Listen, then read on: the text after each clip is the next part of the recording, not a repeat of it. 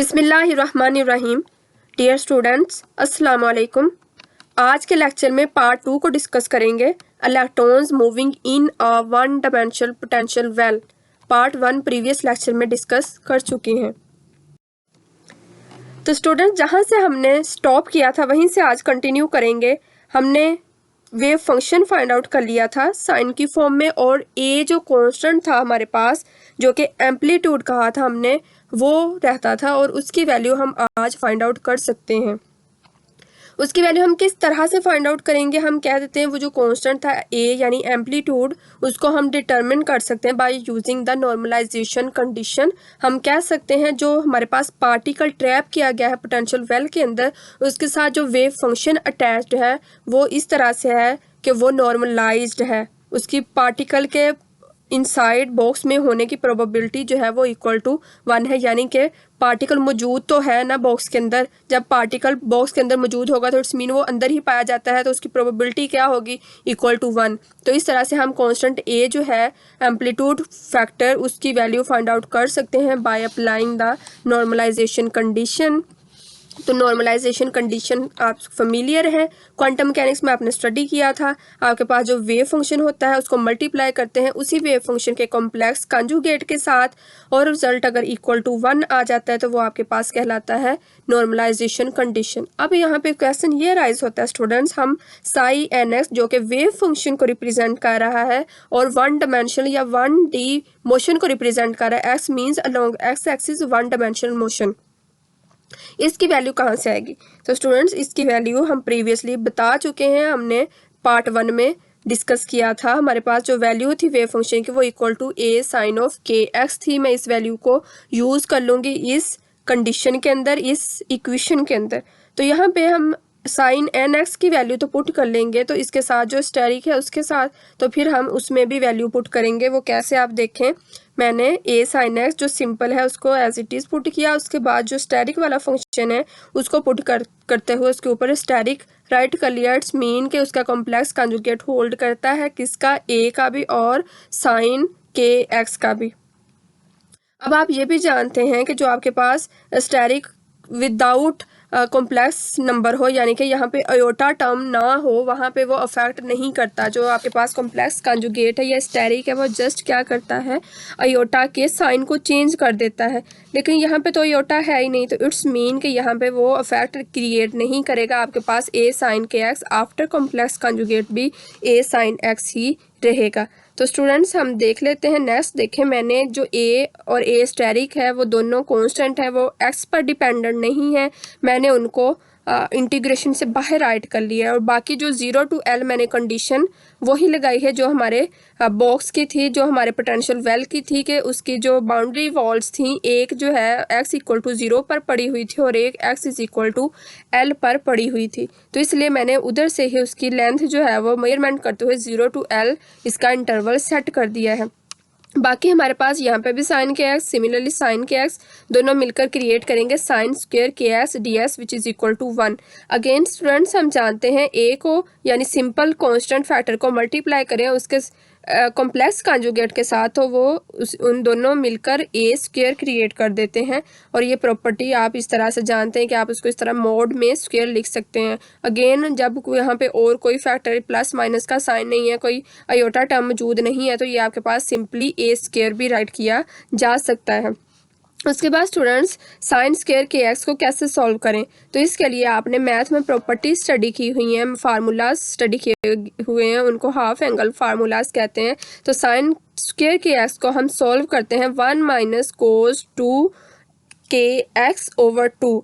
तो ये मैं फार्मूला जब पुट करती हूँ तो देखें ये मेरे पास इस तरह से आ जाएगा। इसको मैंने स्क्वायर की फॉर्म में लिख लिया, बाकी इंटरवल एज इट इज़, और साइन स्क्वायर के एक्स की जगह पे मैंने हाफ एंगल फार्मूला यूज़ किया विच इज़ 1 माइनस कोस 2 के एक्स ओवर 2, यानी पूरी टर्म के नीचे 2 है, इसको हम अलग अलग कर लेंगे नेक्स्ट टर्म में, और बाकी टर्म्स एज इट इज़। जब मैंने इनको अलग अलग किया तो आप देखेंगे मैंने 1/2 का अलग से इंटीग्रेशन कर लिया और मैंने कोस 2 के एक्स का अलग से इंटीग्रेशन कर लिया, और अकॉर्डिंगली अब हम इसको सॉल्व कर लेंगे। नेक्स्ट स्टूडेंट्स, मैं इसको जब सॉल्व करती हूँ तो आप देखें मैंने इस टर्म में क्या किया, मैंने ए स्क्वायर को एज इट इज़ राइट किया और 1/2 को साइड पर लिख लिया, यानी कि इंटीग्रेशन से बाहर निकाल लिया। तो यहाँ पे सिंपल 1 रह जाएगी और 1 का आप जानते हैं इंटीग्रेशन आपके पास क्या होता है, एक्स। और यहाँ पे आप इसकी जो इंटरवल लेंथ है वो भी ज़रूर राइट करेंगे, 0 to L, यानी इसकी लिमिट्स आ जाएंगी एक्स के लिए। सिमिलरली आप देख सकते हैं नेक्स्ट टर्म में भी आप जानते हैं साइन का डेरिवेटिव होता है कोस, तो कोस का इंटीग्रल फिर क्या आ जाएगा, साइन 2 के एक्स। और आप जानते हैं कि जब आपके पास इंटीग्रेशन के फंक्शन के यहाँ पे कोई एंगल के साथ वैल्यू मल्टीप्लाई हो रही हो तो उसके साथ आप इंटीग्रेशन में उसको डिवाइड भी करते हैं। तो यहाँ पे 2k मल्टीप्लाई हो रहा था एक्स के साथ, तो इसलिए मैंने उसको 2k को डिवाइड भी कर दिया इंटीग्रेशन में। सिमिलरली आप यहाँ पे भी इंटीग्रल लेंथ यानी लिमिट्स अप्लाई करेंगे 0 to L, और नेक्स्ट टर्म में आप इन लिमिट्स को अप्लाई कर सकते हैं। तो जब मैंने इनको अप्लाई किया तो आप देख सकते हैं कि ए स्क्वायर को मैंने एज इट इज़ रखा, 1/2 को एज इट इज़ रखा, उसके बाद मैंने राइट किया upper limit minus lower limit. Upper limit मेरे पास L थी और लोअर लिमिट मेरे पास 0 था, तो इस तरह से मैंने उसको राइट कर लिया फर्स्ट टर्म के लिए। सिमिलरली नेक्स्ट टर्म के लिए मैंने 1/2k को, इस वाले 1/2k को मैंने साइड पर राइट कर लिया, और जो है बाकी साइन 2kx, और इसमें भी x की जगह पे लिमिट आएगी, साइन 2 को एज इट इज़ रखा, upper limit minus lower limit put कर लिया। उसके बाद हम देखते हैं कि जो हमारे पास साइन 0 0 ही होता है, ये टर्म वैसे 0 हो जाएगी, इधर से ये वाली टर्म 0 हो जाएगी, ये वाला फैक्टर आपके पास रह जाएगा और ये वाला फैक्टर रह जाएगा। अगेन स्टूडेंट्स, यहाँ से ये वाला फैक्टर b = 0 हो जाएगा, क्यों? क्योंकि हमने प्रीवियस लेक्चर में डिस्क्राइब कर दिया था कि साइन के L = 0 होता है। तो जब साइन के L = 0 होता है तो फिर साइन 2kl, यानी kl के साथ 2 को मल्टीप्लाई करो, 3 को मल्टीप्लाई करो, 4 को, जितने भी वैल्यूज़ को आप उसके साथ मल्टीप्लाई करो वो = 0 ही हो जाएंगे, क्योंकि हमने प्रीवियस लेक्चर में साइन kl को = 0 पुट कर दिया था, बता दिया था उसको। तो इस तरह से आपके पास फिर ये वाला फैक्टर भी = 0 हो जाएगा। जब आप इसको भी = 0 पुट कर देंगे तो आपके पास सिंपल जो बाकी रह जाएगा वो 1/2 L रह जाएगा और ए स्क्वायर का फैक्टर रह जाएगा, और फिर आप इजीली वैल्यू फाइंड आउट कर सकते हैं ए की। तो आप देखें यहाँ से आपके पास A square 1/2 L left hand side से और =1, और इसको आप सिंप्लीफाई कर लें 2 को, और L को उधर मूव कर लें, 2 इधर डिवाइड हो रहा है उधर जाकर मल्टीप्लाई होगा, L इधर मल्टीप्लाई हो रहा है उधर जाकर डिवाइड होगा, तो ये आपके पास ए स्क्वायर = 2/L आ जाएगा।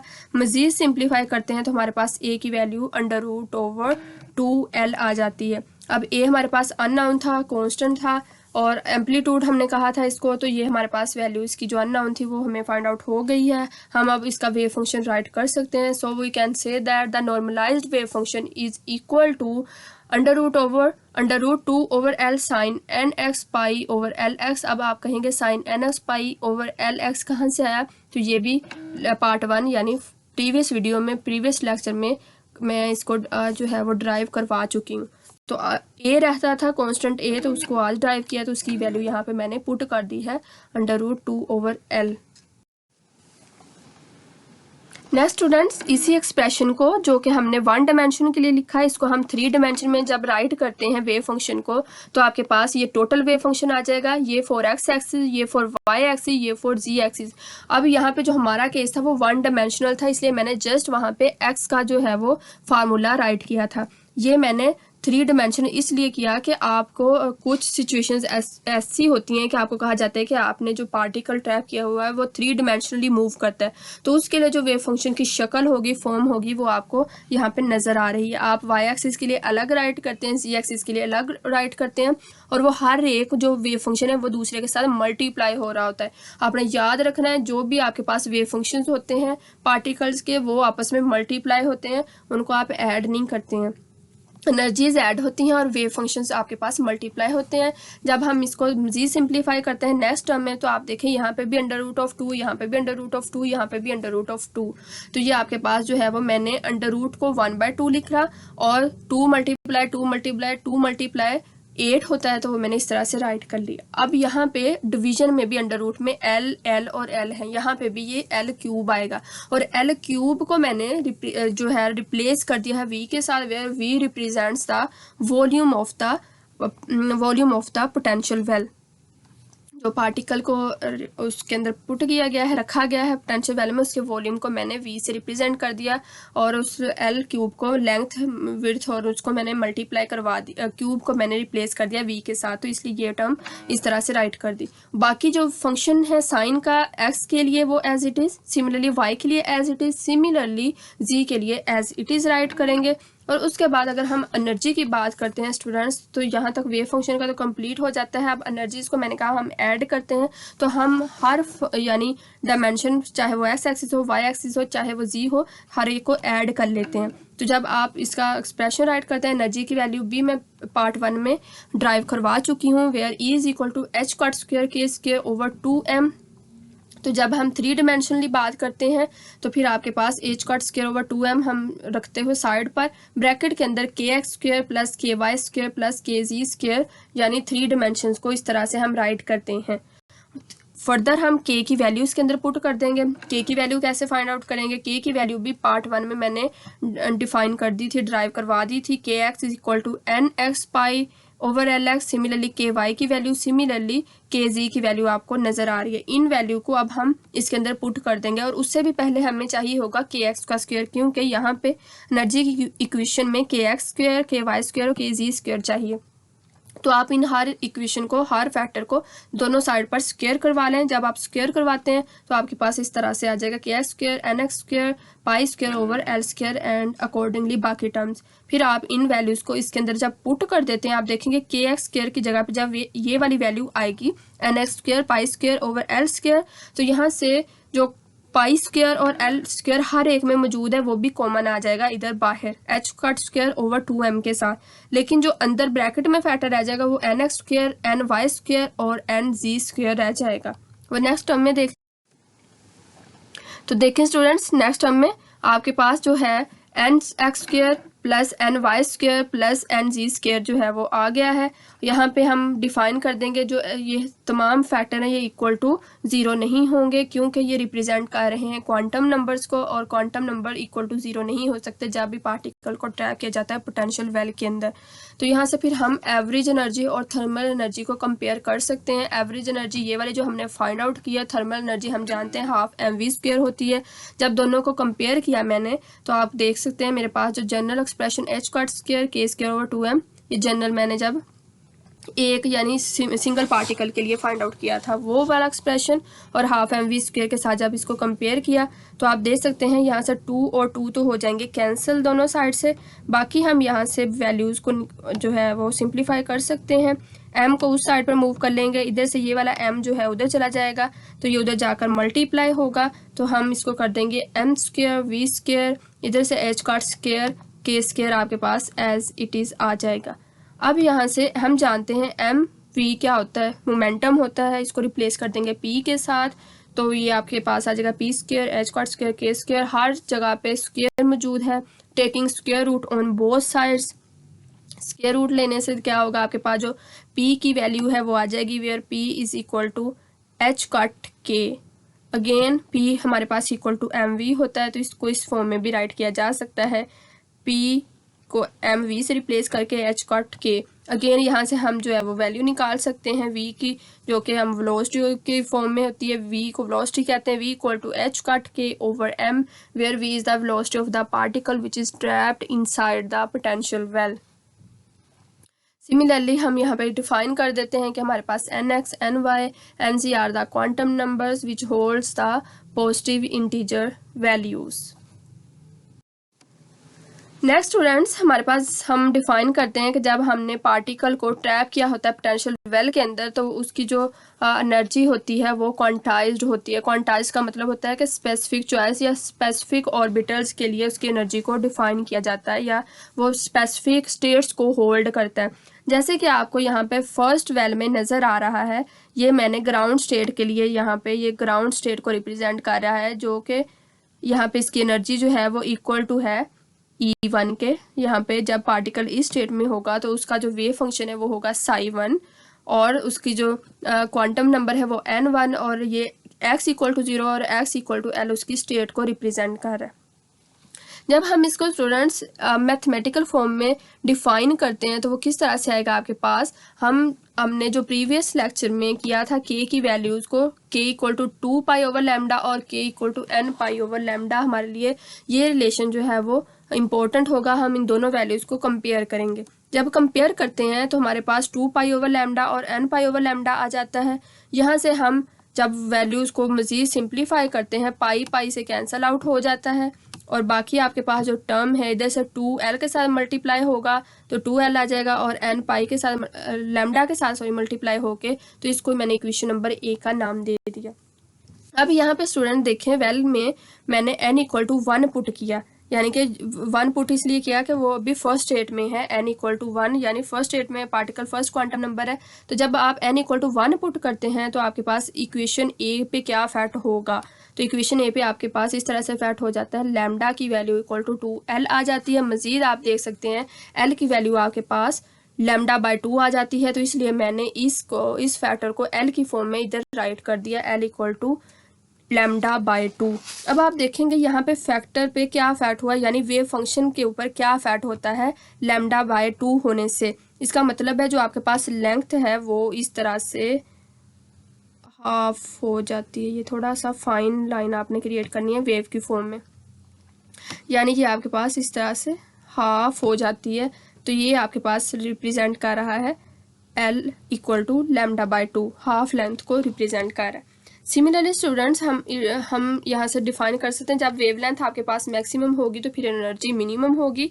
और अगर आपके पास आप स्टेट 2 की बात करते हैं तो स्टेट 2 के लिए फिर आपके पास n इक्वल टू 2 आएगा, जो आपको सेकंड डायग्राम में नज़र आ रहा है। जो E2 है वो सेकंड एनर्जी स्टेट को रिप्रेजेंट कर रहा है, जो psi2 है वो सेकंड स्टेट में वेव फंक्शन को रिप्रेजेंट कर रहा है, और बाउंड्री वॉल्स की लेंथ 0 to l है। तो इस तरह आपके पास जो l की वैल्यू है वो लैम्डा हो जाती है। तो अब आप यहाँ पे ये कहेंगे कि ये अब हम किस तरह से ड्रॉ करेंगे, तो ये आपके पास इस तरह से आ जाएगा, जैसे कि इस तरह से। ये थोड़ा सा आपने फाइन इस तरह से इसको आपने क्रिएट करना है। तो इसका मतलब है ये आपके पास जो टोटल लेंथ है लैम्डा, ये आपके पास इस तरह से l equal to lambda. Again इसका भी आप हाफ कर सकते हैं, यहाँ से इसको मिड से जो है कट करते हुए, यानी इस साइड से भी आप इसको इस तरह से हाफ कर सकते हैं और इस साइड से भी। जो लैम्डा है ये मैंने l इक्वल टू लैम्डा वो मैंने इधर कंप्लीट के लिए रिप्रेजेंट कर दिया है कि ये इस तरह से। इसी तरह से स्टूडेंट्स आप जो है वो थर्ड के लिए यानी n equal to 3 third quantum number के लिए जब करते हैं तो आपके पास लैम्डा की वैल्यू 2/3l हो जाती है। उसको भी आप बॉक्स के अंदर ड्रॉ करेंगे और उसकी आपके पास फिर थर्ड स्टेट में जो आएगी वो आप खुद ड्रॉ कर लेंगे। मैं उसकी सिंपली जो है यहाँ पे ड्रॉ कर देती हूँ। आपके पास थर्ड स्टेट में जो वेव फॉर्म आएगी वो इस तरह से आएगी। ये थर्ड स्टेट से शुरू होके ये वाला जो आपके पास है ये थर्ड स्टेट को रिप्रेजेंट करेगा इस तरह से, और ये आपके पास जो है ये सेकंड स्टेट तक आएगा, ये ऐसे इधर सेकंड स्टेट तक। तो इसका फिर आप जो है यहाँ पे लिख सकते हैं where lambda equal to 2/3l। Again इसको आप 3/2 लैम्डा की फॉर्म में भी l को लिख सकते हैं, 3/2 लैम्डा की फॉर्म में। तो स्टूडेंट्स ये था आज का लेक्चर। अगर कोई भी इसके रेलिवेंट क्वेश्चन हो तो ज़रूर डिस्कस कीजिएगा। थैंक यू एंड अल्लाह हाफ़िज़।